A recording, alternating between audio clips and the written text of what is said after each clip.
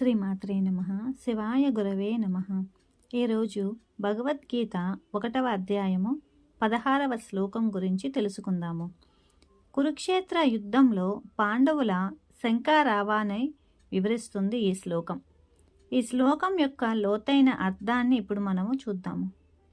అనంత విజయం రాజా కుంతి పుత్రో యుధిష్ఠరః నకుల సహదేవశ్చ సుఘోషామణి పుష్పకౌ.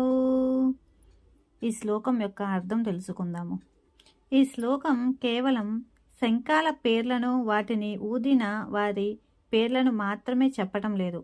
దీని వెనుక కొన్ని ముఖ్యమైన ఆధ్యాత్మిక ఇంకా ప్రతీకాత్మక అర్థాలు ఉన్నాయి. ఈ శ్లోకం పాండవుల యొక్క ధైర్యాన్ని, సంకల్పాన్ని మరియు వారి వ్యక్తిత్వ లక్షణాలను వారి శంఖాల ద్వారా తెలియజేస్తుంది. ప్రతి శంఖం యొక్క పేరు దానిని ఊదిన వ్యక్తి యొక్క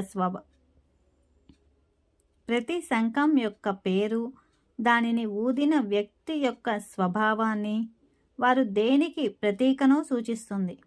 ఈ శంఖారావాలు కౌరవుల సైన్యంలో భయాన్ని కలిగించి పాండవుల విజయం అనివార్యమని చాటి చెప్పాయి. యుధిష్ఠిరుడు అంటే ధర్మరాజు. అతని శంఖం పేరు అనంత విజయం. అనంతం అంటే అంతులేనిది అని, విజయం అంటే జయమని. అనంత విజయం అంటే తాత్కాలికంగా కాదు, శౌర్యం లేదా బలం వల్ల కాదు, అది ధర్మం వల్ల వచ్చే జయం. అది నిత్యమైనది.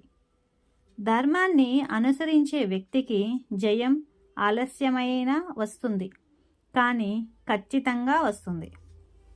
ఈ శంఖం యుధిష్ఠిరుని స్వభావం గురించి చెబుతోంది. పాండవులలో ధార్మికతకు ప్రతీక. అహంకారం లేకుండా రాజధర్మం. అతని యుద్ధం ద్వేషం కోసం కాదు, న్యాయం కోసం. గీతోపదేశంలో మొదటి పెద్ద సందేశం ఇందులోనే ఉంది. విజయం అంటే సత్యం, ధర్మము అని.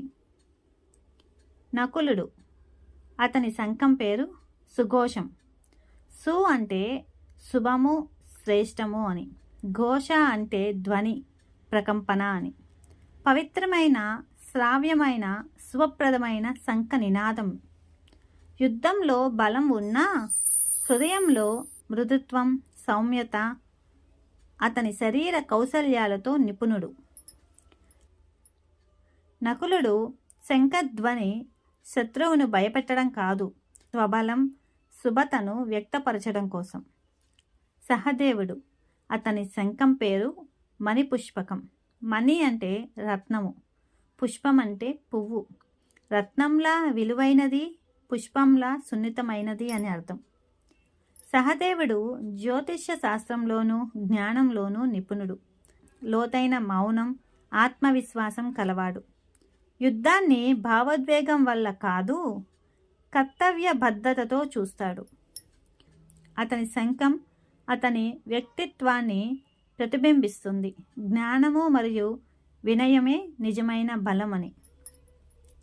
ఇవి మూడు కలిసినప్పుడే మన జీవితంలోని యుద్ధాలలో విజయం శాశ్వతమవుతుంది.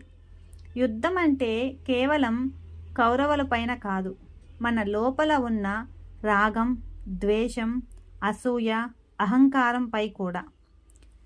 ఈ శ్లోకం మన జీవితంలో ఎలా చూడాలో ఇప్పుడు చూద్దాం. ఉదాహరణకు, మీరు కష్టపడి పని చేస్తారు, అది ధర్మం. పని శుద్ధిగా, నిజాయితీగా చేస్తారు, అది సుఘోషం. ఎప్పుడు మాట్లాడాలో, ఎప్పుడు మౌనం పాటించాలో తెలుసుకుంటారు, అదే మణిపుష్పకం. భగవద్గీతలో ప్రతి శ్లోకం కేవలం బాహ్య సంఘటనలను వివరించడమే కాకుండా మన అంతర్గత జీవితానికి, ఆధ్యాత్మిక ప్రయాణానికి సంబంధించిన లోతైన పాఠాలను అందిస్తుంది. ధర్మం, జ్ఞానం మరియు సంకల్పంతో కూడిన జీవితం ఎల్లప్పుడూ విజయానికి దారి తీస్తుందని ఈ శ్లోకం మనకు గుర్తు చేస్తుంది. శ్రీమాత్రే నమః. హరే కృష్ణ. సర్వం శ్రీలలితార్పణమస్తు.